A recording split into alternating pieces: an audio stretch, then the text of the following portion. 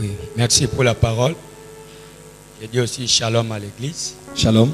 Je commence d'abord à me présenter parce que les prophètes, vous me connaissez déjà. Et à l'église, je réponds au nom de l'évangéliste Freddy Mboma. Je dirige une église à Lausanne. Et ma question à moi, la ligne opposée à moi, à la conférence. Mais je ne peux pas citer le nom de quelqu'un parce que la conférence est suivie partout. Première question, c'est les miracles. Parce que je crois aux miracles, je ne suis pas un opposant des miracles.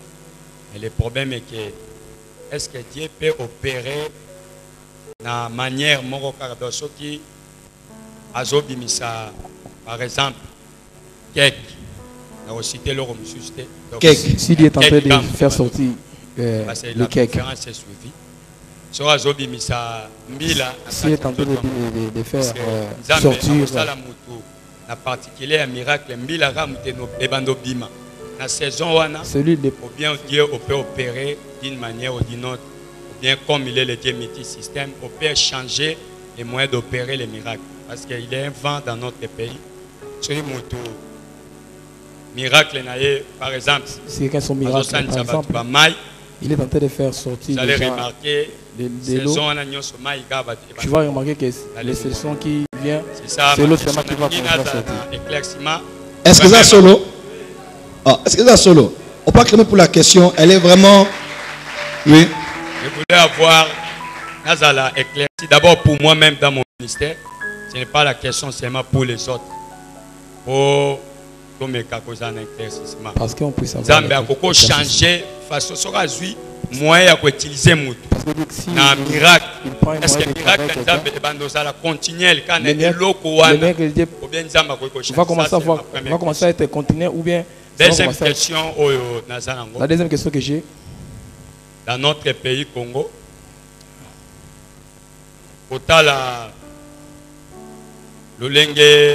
l'évolution évangile par rapport à l'évolution de notre évangile dans notre pays. Mais au monde, si les plans politiques, c'est tous les plans, quand les choses ont marché, quand les choses n'avancent pas, quand les choses ne vont pas bien, les peuples plairent beaucoup de problèmes. Soyons indulgents, s'il vous plaît. Confusion côté. Il y a confusion qui est là. Ma question est celle-ci. Est-ce que réponse, et si il y a prophète, docteur, apôtre, évangéliste, bazali, réponse il y a Congo. Et Kobima, na Sénico, na ba police, bangomoko, un prophète peut se lever pour avoir sa vraie réponse, peuple Azalana. Amen. Et pour terminer, non, là c'est juste deux parce qu'on a beaucoup de gens. Merci beaucoup, on peut acclamer très fort.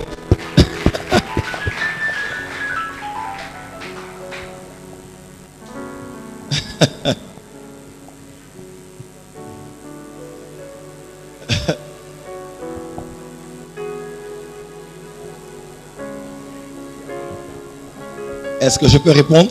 Yes.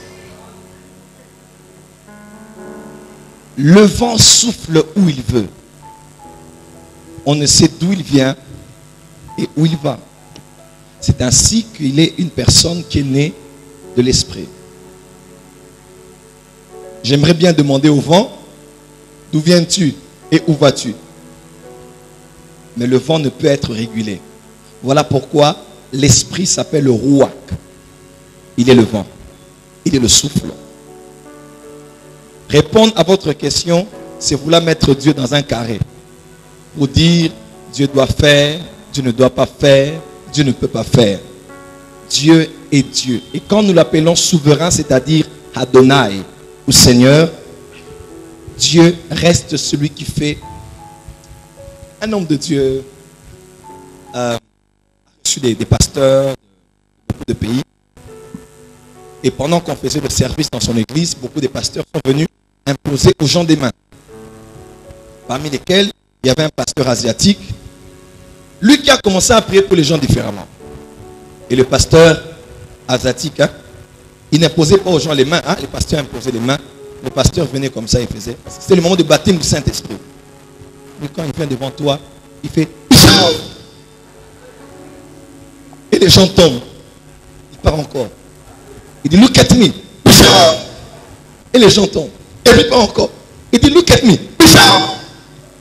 C'était la distraction. Imaginez-vous dans un cadre où il y a des respectables apôtres, des parents, des responsables, des cadres, que tu as un pasteur qui fait le singe. Les gens tombaient. Alors on s'est dit, mais qu'est-ce qu'il a, ce pasteur? Après le culte, celui qui les avait invités était très blessé. Il dit, mais pourquoi vraiment on a un cow-boy ici? On a Luc Kélik dans la salle. Et après ça, quelque chose de très drôle, pendant qu'il voulait recevoir les pasteurs, l'un des hauts cadres de l'église est venu. Il a dit, pasteur, merci, parce que tu as invité l'Asiatique là. Il dit, oh Jésus. Il dit, j'ai quelque chose à te dire. Mais qu'est-ce qu'il a fait? Il dit, pasteur, tu sais, toi et moi, je n'ai jamais parlé en langue. Mais quand cet Asiatique est venu et qu'il a fait, j'ai commencé à parler en langue. Et cet homme qui a parlé en langue, c'est le numéro 1 de LG.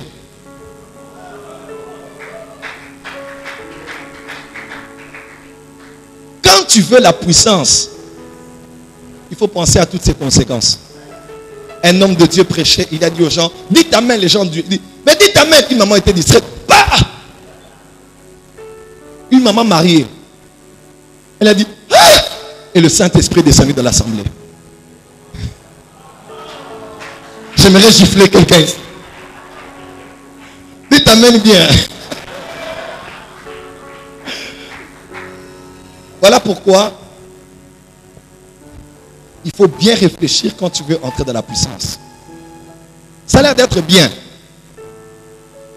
Mais quand tu vas te laisser pour que Dieu commence à t'utiliser, il faut être prêt à voir ce que tu vas voir. Et Jésus a dit, on vous chassera des synagogues. Et pour quelques-uns, ils vont croire qu'en vous tuant, ils font la volonté de Dieu. Il faut être sincère, hein? Ils vont vous combattre de manière acharnée, mais ils pensent faire plaisir à Dieu. Ils pensent faire ce qui est convenable et pourtant ils sont en train de détruire l'œuvre de Dieu. Voilà pourquoi entrer dans le surnaturel, c'est bien. Ah, on te dit, je veux l'onction, je veux les miracles, mais les miracles peuvent s'opérer, mais il y a diversité d'opérations. Dans Acte chapitre 2, le Saint-Esprit descend pendant qu'il prie. Dans Acte 10, le Saint-Esprit descend pendant que Pierre prêche. Dans Acte 19, l'Esprit descend pendant que Paul impose les mains. L'Esprit est descendu, mais de différentes manières. Alors, quand le Saint-Esprit l'avait maintenant utilisé différemment dans certains endroits, des fois il peut te dire crache. Mets le crachat sur le visage de quelqu'un. Et toi, tu fais des assemblées de Dieu comme notre frère. Les gens vont dire Burk. Ce n'est pas hygiénique, ce n'est pas pudique, ce n'est pas propre. Hein? Ce n'est pas l'éthique. Non, mais non. C'est pas ça, c'est pas convenable, c'est pas bien séant. Si vous voulez Jésus, nous sommes période Pascal. On mangeait l'agneau en entier. Vous voulez Jésus? Ne prenez pas que le Jésus qui ressemble à votre dénomination. Prenez le Jésus en entier. Le Jésus qui pardonne, qui sanctifie, qui revient bientôt, qui guérit et qui chasse les démons. Demain dimanche, lorsque nous irons prêcher les ressuscités, je prie pour vous dans l'onction de l'Esprit. Que ceux qui viendront n'entendent pas que l'hébreu et le grec. Que ceux qui viendront n'entendent pas que des histoires que l'on commémore après 2000 ans. Que le monde voie le ressuscité. Je le déclare dans le nom de Jésus. Amen. Il y a une légende juive qui dit, lorsque le sacrificateur entrait dans le lieu très saint, on attachait à son pied une corde. De telle manière que s'il mourait, on allait tirer son corps. Mais s'il était vivant, dans le lieu très saint, qu'est-ce qu'il allait faire? Il allait bouger son pied. On allait sentir le fil bouger. On allait savoir qu'il est le même qu'il était dehors, le même aussi qui est à l'intérieur. On allait entendre le son des clochettes et savoir que le même son des clochettes qu'on entend dans l'extérieur, c'est le même qu'on entend dans le lieu secret. Écoutez-moi très bien. Notre Jésus est à la droite du Père. Il est là où se trouve l'arche. Yes. Les mêmes choses qu'il faisait sur la terre, en dehors du tabernacle, il faisait du bien, il guérissait. Acte 10, verset 28, tout ce qui était sous l'emprise du malin. Et si quelqu'un veut savoir s'il est le même là-bas qu'il était ici, tire la corde. Yes. Et la corde, c'est la foi. Amen. Parce que si tu crois, tu verras la gloire. Est-ce que je parle à quelqu'un ici? Amen.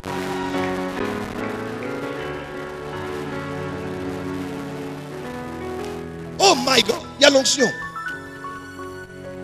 I feel it. La deuxième question, c'était quoi? La deuxième question est que Dieu est pour na mboka. C'est pour notre pays. Je ne dis pas que je suis l'opposant des miracles. Je crois d'abord à votre ministère. Depuis, si je ne me trompe pas, ça fait 10 ans déjà passé. D'accord. Mais mon problème est ça que la solution du Congo. La question que j'ai vu dans l'époque il y a Élie, quand les choses ont marché, Élie a télémis. Il était élevé. Namoni na kati ya Samarie nzala ekotaki. La famille était dans la ville de Samarie. Un prophète était élevé. Il a dit qu'aujourd'hui, il y a des choses qui vont... Soda moko a s'imposé et salama kibongo. Penzale sime oma na kati ya mboka na biso confusion ekoti. Mais tolingi toyeba parce que batuna Yesu question. Pas Jean-Baptiste Atina. Il a raison. Atina lobi ezali ona yokaki. Akoya obiesi aye. Ya tolingi toyeba na Congo. Tozela bien azali kwa sala.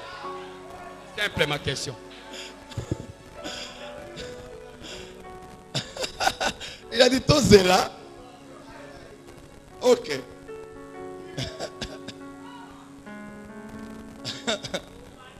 Est-ce que je peux répondre? Ça, c'est une question à multifacettes.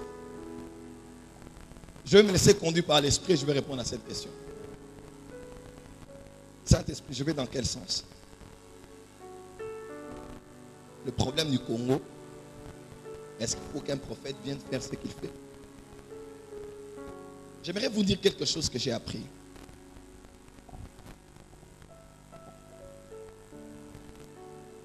Dans le psaume 116, quand vous étudiez ce chapitre, c'est quelque chose que l'Esprit de Dieu m'a dit. Vous allez voir, on parle d'une succession d'événements. On raconte au fait comment Israël était dans le désert avec Dieu. On dit Dieu manifesta sa puissance. Dieu fit des miracles. Quelques chapitres après, on dit ils ont été rebelles. Ils se sont rebellés à Aaron et à Moïse. On dit après Dieu a fait des miracles. Et puis quelque part on dit ils se sont rebellés. Après on dit Dieu a fait des miracles. Et puis encore ils se sont rebellés. Le problème se trouve dans cette réponse. Dieu a manifesté ses œuvres à Israël. Mais il a révélé ses voies à Aaron et à Moïse. J'aimerais dire quelque chose de très fort ici. Dans Matthieu chapitre 11, Jésus parle. Il dit, à quoi comparerait cette génération? Il dit, cette génération est semblable à des enfants qui sont au milieu de la rue et ils disent, voilà, et ils chantent des complaintes. Et qu'est-ce qu'ils disent? Il dit, nous avons, et voilà, on est en train de leur dire, il dit, mais nous avons joué des cantiques funèbres, vous n'avez pas pleuré. Nous avons joué des cantiques de fête et vous ne vous êtes pas réjouis. Et Jésus dit, Jean-Baptiste est venu ici mangeant et buvant, vous dites qu'il a un démon. Le Fils de l'homme, il est avec les gens de mauvaise vie, et il est avec tout le monde, vous dites qu'il est quelqu'un de mauvaise vie. Je paraphrase. Pourquoi Jésus avait dit ça? Parce qu'il était en face d'une génération qui ne savait pas ce qu'elle voulait. C'est-à-dire, musique bobinité. C'est un peu comme ceux qu'on a aujourd'hui. Quand on prêche sur la sainteté, ils nous condamnent. Quand on parle de la grâce, ce sont les extrémistes. Quand on fait des miracles, c'est la magie. C'est la génération dans laquelle nous sommes.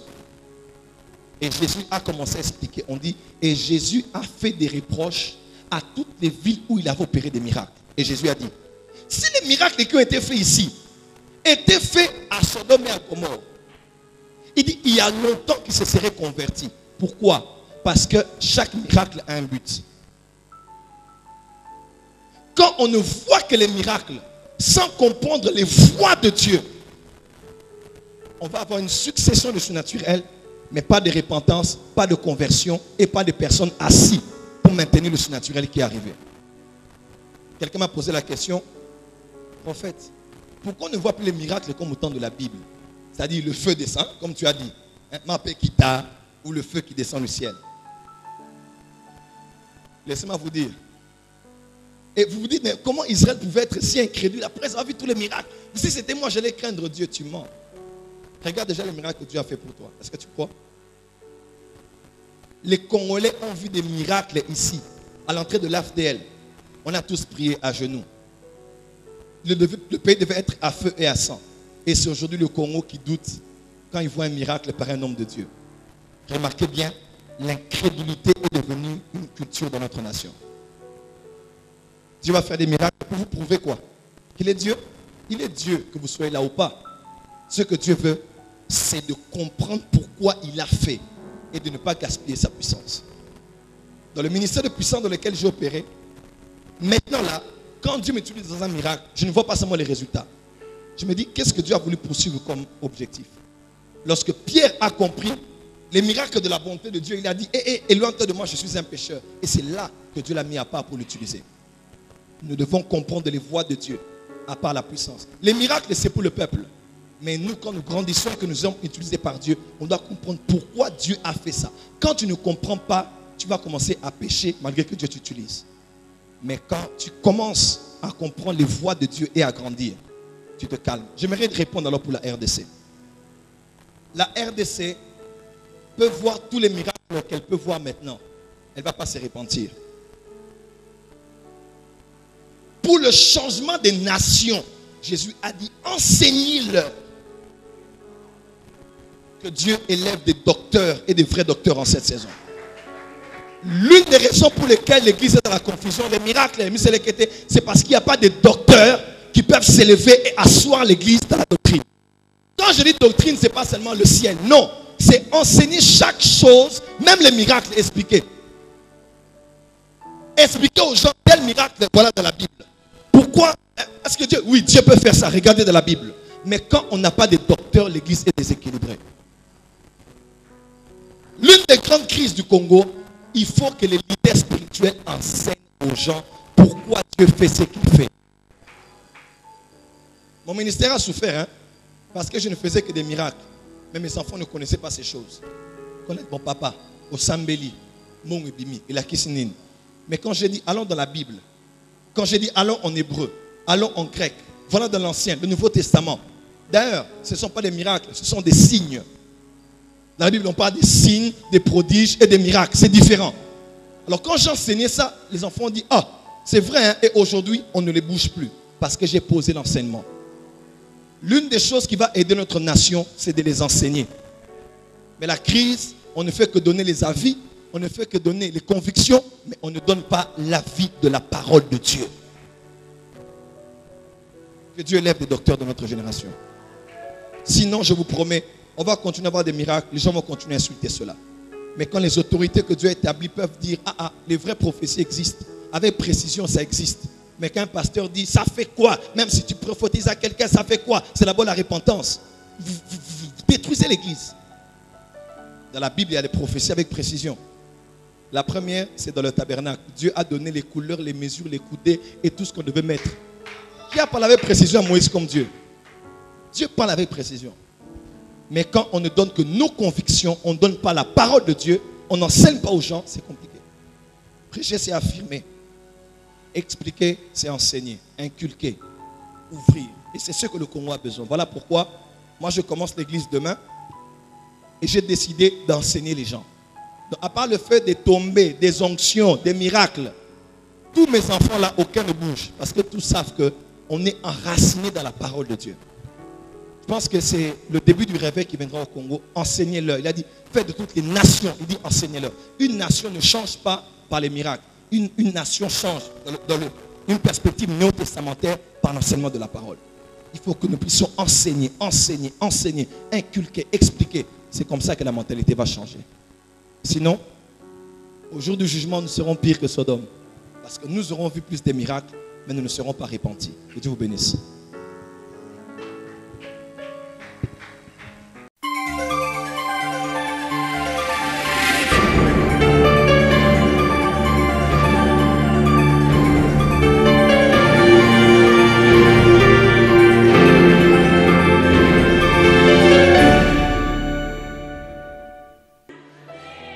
Mako zobra mande kesete.